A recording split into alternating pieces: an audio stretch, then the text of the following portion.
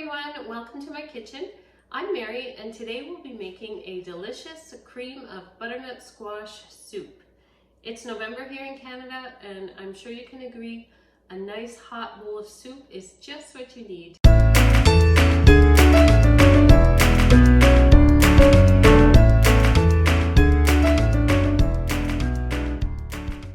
So the recipe I'm using is a butternut squash and pear soup, but I'll be substituting the pears with apples today, which I have done in the past, and it tastes just as good. It's delicious.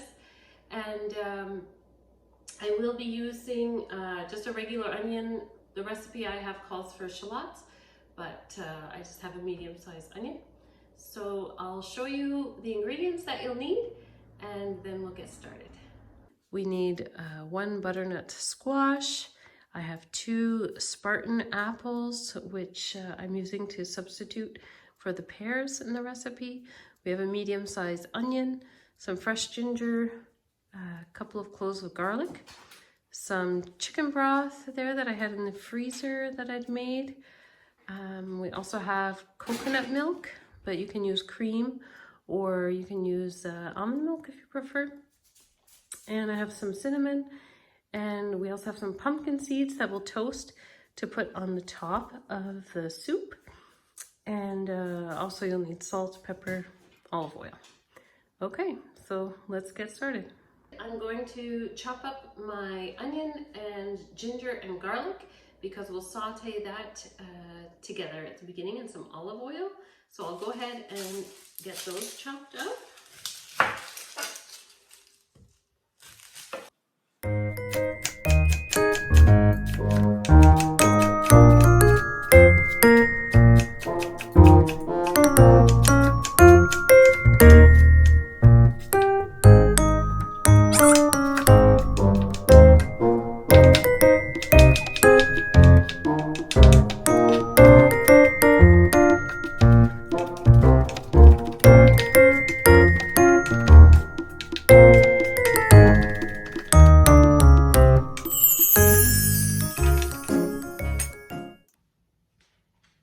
Okay, so I have the onion chopped up, the garlic and ginger all chopped up. It doesn't have to be chopped up super small because we are going to puree the soup afterwards. So it'll just give a nice flavor and then we'll puree it. So now I'll go ahead and get my squash and apples cut up. So the best way I find to cut squash is you cut off the ends. It is a little bit hard to cut through, and then I'll cut some rings, and from the rings I'll just peel each ring separately. So, just like so.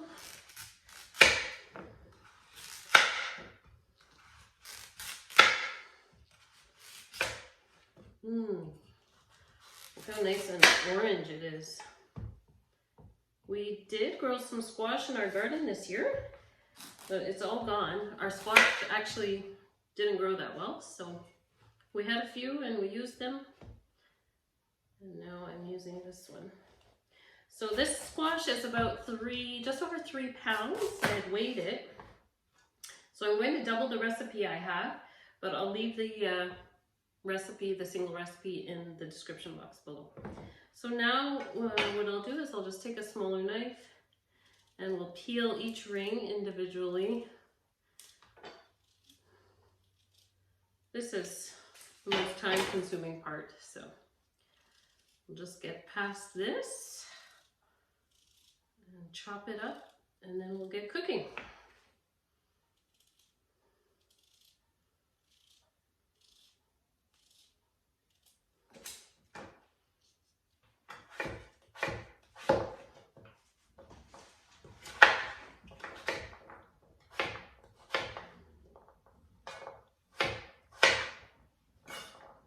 So that's the squash done up.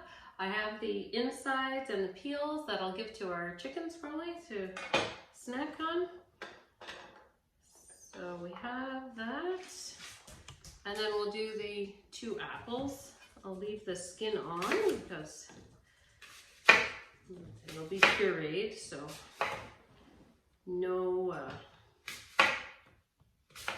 no issues with having apple skin in it. So we'll chop up these and then get cooking.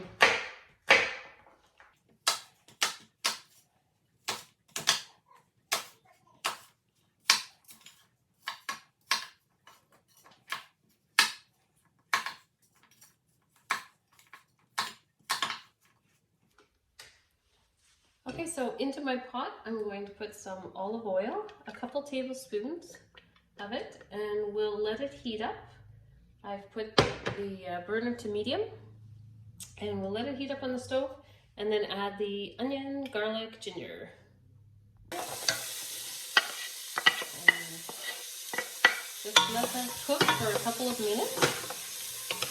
At this point too, if you like chili flakes, if you like your soup a little bit on the spicier side, you can add some chili flakes as well, which I think I'll do. I'll just measure it a little bit.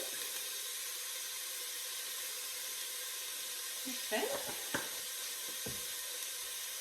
And then you can see sizzling around.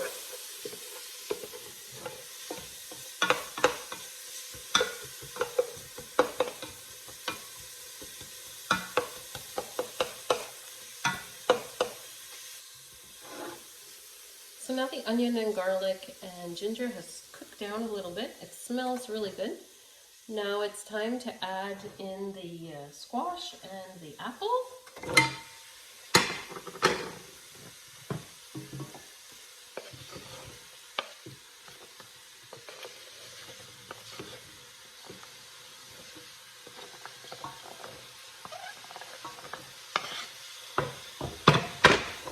Stir.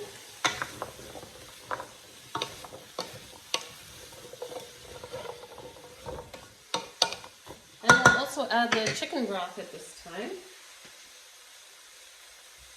Mine's still frozen, but we'll just put the lid on and it'll thaw out pretty quickly. So we'll put in our salt and pepper and the cinnamon.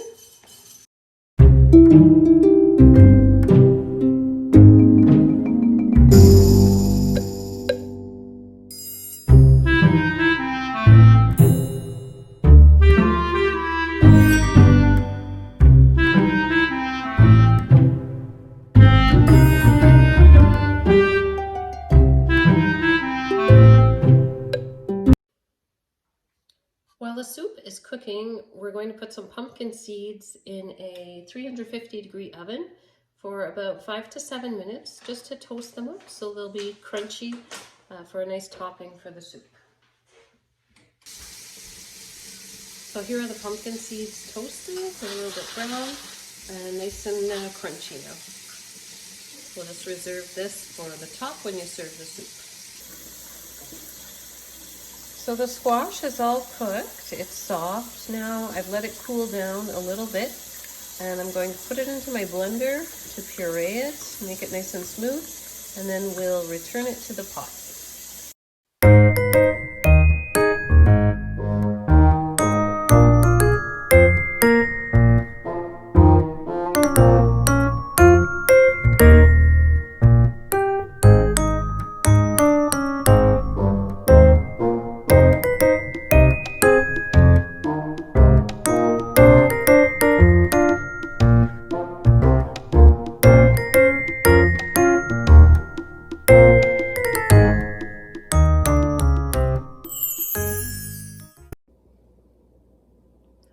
Now the soup is all nice and pureed from the blender.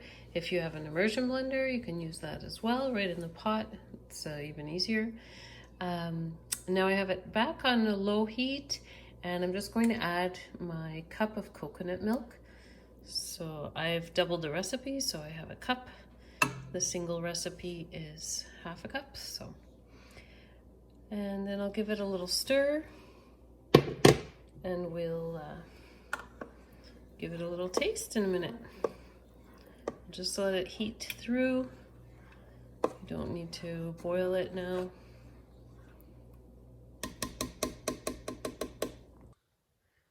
Here's the finished squash soup, ready to enjoy in a bowl. I've sprinkled the pumpkin seeds on the top, and you can serve this with some nice warm crusty bread on the side. It would be delicious for a fall winter meal. I hope you enjoyed this video. If you did, please like and subscribe to my channel so you can see what's happening in Mary's kitchen.